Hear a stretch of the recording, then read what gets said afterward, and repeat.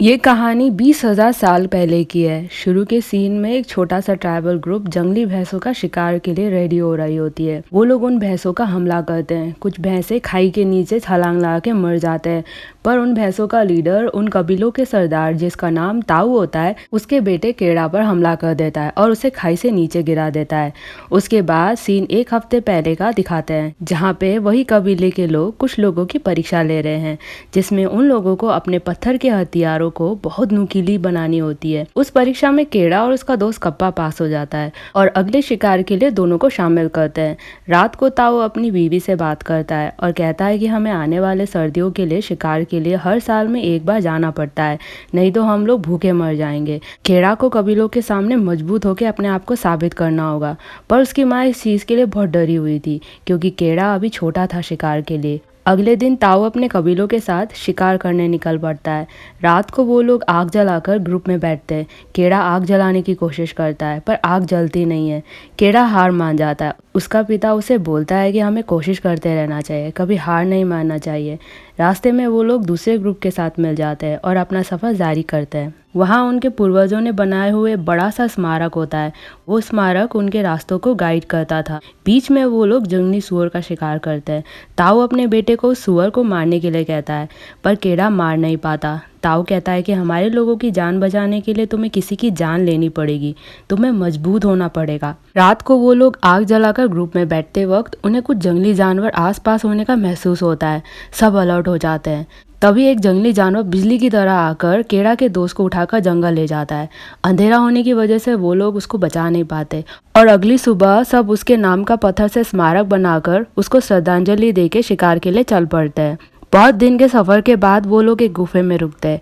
वहाँ लोग भेड़ियों की आवाज़ सुनते हैं। ताऊ केड़ा को एक भेड़िया पे पॉइंट करके बताते हैं कि वो अल्फा कहलाता है, जो कि अपने ग्रुप का लीडर होता है। उसे अपने ग्रुप की हिफाजत करनी होती है। अगर उसके ग्रुप में से किसी को उसके लीडर की कमजोरी पता चली तो वो लीडर को चैलेंज करता है। अल्फा अपनी ताकत, अपनी साहस और धैर्यता से अपनी पहचान बनाता है। वो अपनी जगह खुद की काबिलियत से कमाता है। अगली सुबह वो लोग शिकार के लिए निकलते हैं।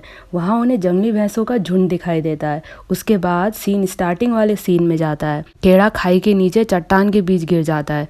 ताऊ अपने बेटे को बचाने नीचे कूदने ही वाला होता है। उनके कबीले के बंदे उसे रोक लेते हैं और कहते हैं कि केड़ा मर चुका है और हम तुमको खोना नहीं चाहते। वो लोग केड़ा को मरा समझकर उसके नाम का स्मारक बनाकर वहां से चल पड़ते हैं। कुछ देर बाद एक चील आकर केड़ा को खाने लगता है।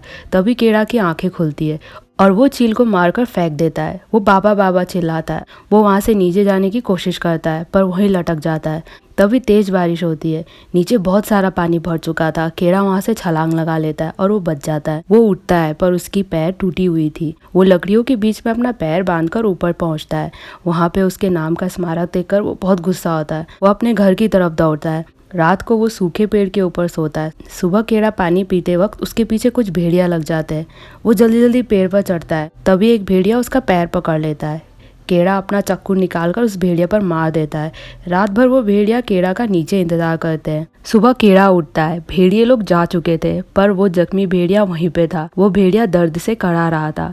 केड़ा उसे चाकू से मारने ही वाला होता है, पर उसे मार नहीं पाता और उसके मुंह को रस्सी से बांधकर उसे उठाकर अपने रास्ते की ओर चलता है। वहाँ वो एक गुफे पे रात गुजारता है। सुबह उठकर केड़ा भेड़िया को पानी देने की कोशिश करता है।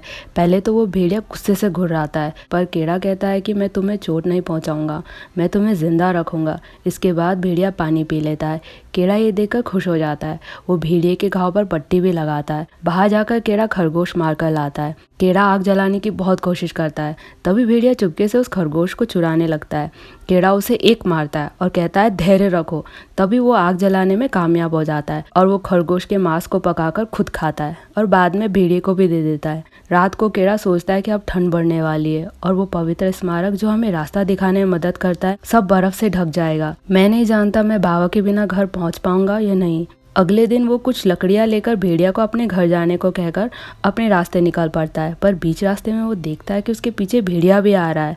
बाद में केड़ा उसे साथ ले जाने के लिए मान जाता है और उसके बाद के सीन में हम देखते हैं कि दोनों साथ शिकार कर रहे हैं। दोनों में अच्छी दोस्ती हो गई है। केड़ा उसका नाम अल्फा रख देता है। अब ठंड शुरू हो गई थी। चारों तरफ बर्फ ही बर्फ होता है। अब केड़ा शिकार करना जान गया था। वो अल्फा के साथ शिकार करके एक दूसरे को जिंदा रखते हैं। एक रात केड़ा के सामने कुछ भेड़िया हमला करने आते हैं। उसके बाद केड़ा को पता चलता है कि वो भेड़िया अल्फा के साथी है। अल्फा केड़ा से जाने की इजाज़त मांगकर अपने साथियों के साथ चला जाता है। केड़ा अकेला हो जाता है। बहुत दिन बाद रास्ते में केड़ा को कुछ भेड़ियों का झुंड दिखाई देता है। वो अल्फा अल्फा पुकारकर उसकी तरफ दौड़ता है। तभी उसके नीचे की बर्फ टूट जाती है और वो पानी में गिर जाता है। ऊपर बर्फ की परत होती है। केड़ा उसे फोड़ कर ऊपर आने की कोशिश करता है। अल्फा भी उसे देख लेता है और केड़ा की मदद करने की कोशिश करता है। केड़ा अपनी चक्कू निकालकर उस बर्फ की परत को फोड़कर बाहर निकल जाता है और आग जलाकर अपने कपड़े निकालकर अल्फा के साथ सोकर अपने आप को गर्म करता है। उसके बाद दोनों अपनी जर्नी साथ आगे बढ़ाते हैं। रास्ते में केड़ा को एक टेंट और एक बंदा दिखाई देता है। उन्हें देखकर केड़ा बहुत खुश होता है। पास जाने पर वो देखता है कि वो बंदा बर्फ से जमकर मर चुका है। केड़ा बहुत निराश हो जाता है और वो उस बंदे का धनुष बाण लेकर अपने रास्ते चल पड़ता है। रास्ते पर उसे कुछ जंगली कुत्तों के झुंड उनकी तरफ आते हुए देखता है। केड़ा भागता है और वो दोनों एक गुफे में छुप जाते हैं। उस गुफे में एक जंगली बाघ उन पर हमला कर देता है। अल्फा उस बाघ से बहुत लड़ता है पर केड़ा उस बाघ को अपने तीर से मार देता है। इस लड़ाई से अल्फा जख्मी हो जाता है। केड़ा उसे थैंक यू करता है और कभी उसका साथ न छोड़ने का वादा करता है। उसके बाद दोनों अपनी जर्नी स्टार्ट करते हैं। रास्ते में उसे उसके पवित्र स्मारक दिखता है। अब उसकी मंजिल दूर नहीं थी। ये बात केड़ा जान चुका था। दोनों थक चुके थे। अल्फा चलते चलते वहीं रुक के गिर जाता है। वो और आगे चल नहीं सकता था। केड़ा उसे उठाकर आगे बढ़ता है। बहुत चलने के बाद केड़ा को कुछ टेंट सा दिखाई देता है। वो अपने घर आखिर में पहुंच गया था। उसका पिता केड़ा को देखकर बहुत हैरान और खुश होता है और अपने बेटे पर बहुत गर्व होता है। केड़ा उन लोगों को अल्फा से मिलवाता है। वो लोग दोनों का इलाज करते हैं। तभी अल्फा 2 बच्चों को जन्म देती है। ये देखकर केड़ा सरप्राइज हो जाता है क्योंकि पूरे सफर में केड़ा उसे मेल समझ रहा था। इससे केड़ा को अल्फा के प्रति और प्यार और इज्जत बढ़ जाती है। लास्ट सीन में हम देखते हैं कि अल्फा और उसके बच्चे उन कबीलों का हिस्सा बन चुके हैं और वो लोग भी कबीलों के साथ शिकार के लिए निकलते हैं। इसी के साथ ये मूवी का एंड होता है।